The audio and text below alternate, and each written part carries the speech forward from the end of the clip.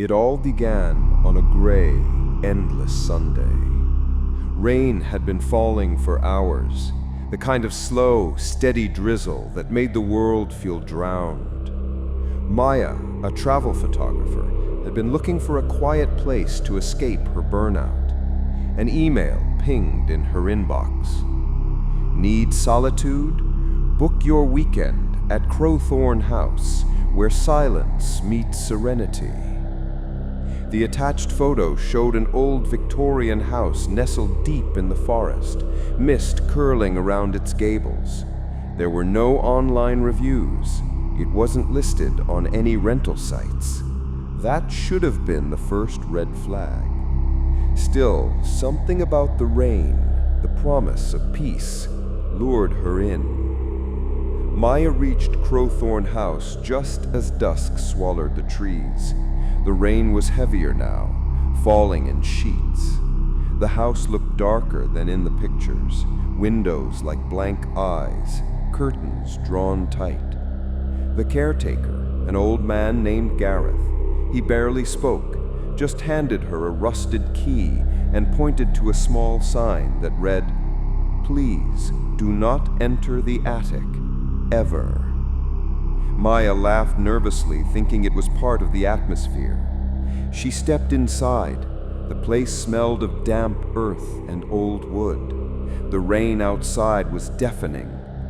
But what disturbed her more was the faint dripping she heard from inside the house. That night, as Maya unpacked, she noticed wet spots on the ceiling.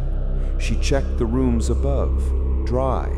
Yet every few minutes she heard that same drip, drip, drip. She placed a bowl beneath one of the leaks. The next morning, the bowl was filled, not with rainwater, but something darker, almost black, thick, and it stank of rust and rot. Her phone had no signal, the house phone dead. The rain never stopped. Outside was endless gray. Inside, the walls had started to weep. Exploring the sitting room, Maya found an old guest book. Pages were water-warped. Only a few entries were legible.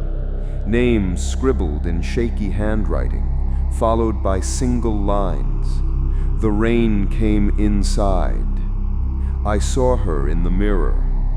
He sleeps in the attic. Don't stay a second night.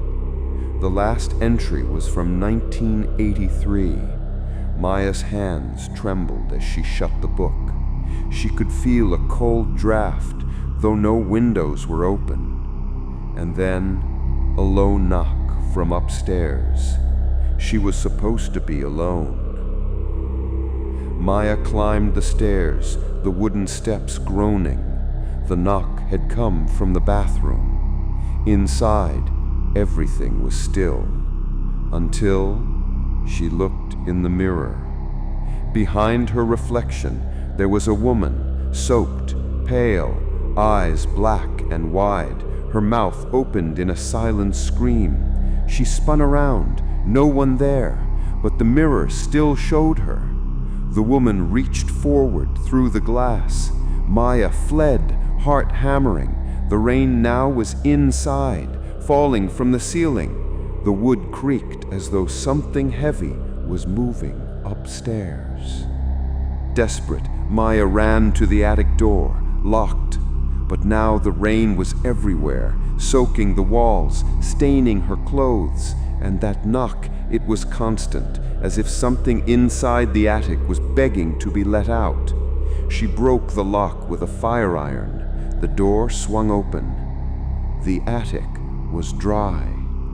In the center stood a child's crib, old, covered in mold. Inside was a soaked, rotting doll. On the wall, claw marks and words scratched over and over. "Let her out." A whisper behind her. "Thank you." From that moment, the house changed. The rain now came from everywhere, under doors, from vents, from beneath the bed. Maya slipped, crawled, tried to flee, but the house held her. Gareth appeared in the hallway, eyes white as bone. "You shouldn't have opened it." Water rose around her ankles.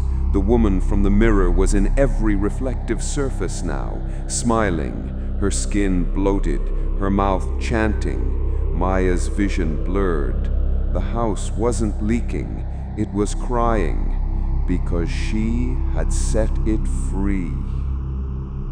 The next morning, a mailman passed by Crowthorne House.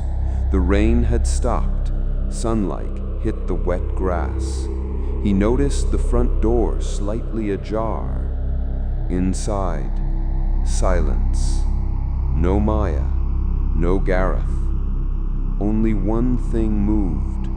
Water dripping from the ceiling, forming a shape on the floor. A face, wide-eyed, mouth open. Upstairs, in the attic, the crib was empty. The doll was gone. On the mirror in the bathroom, written in wet fingerprints, "She's outside now." A week later, another ad appeared in someone's inbox. Crowthorne House now available for weekends, rain or shine. With a new set of pictures. This time, Maya's face was in one of the mirrors, smiling.